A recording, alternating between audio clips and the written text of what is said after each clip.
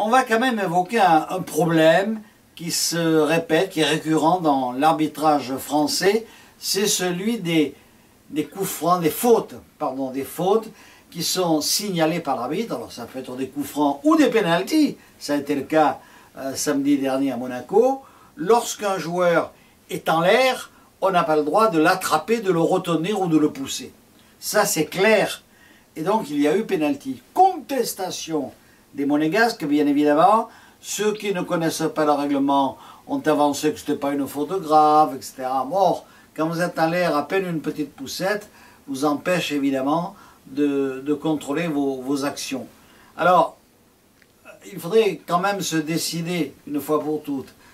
En France, c'est une faute. En France et ailleurs, c'est une faute. En Angleterre, c'est vrai que tout est permis dans ce domaine-là. On peut expédier un gardien de but qui est en l'air au fond des filets, il y aura but.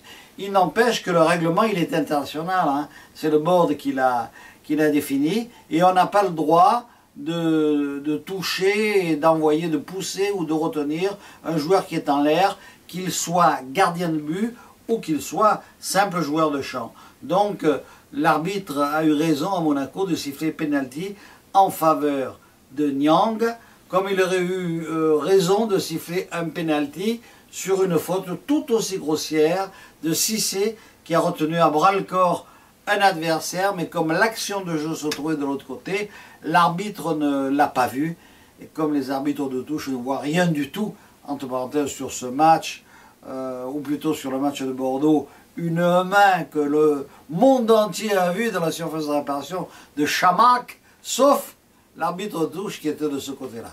Alors voilà, il faut progresser et surtout uniformiser l'arbitrage en France. Alors où on siffle, on ne siffle pas ces bousculades lorsqu'un joueur adverse est en l'air.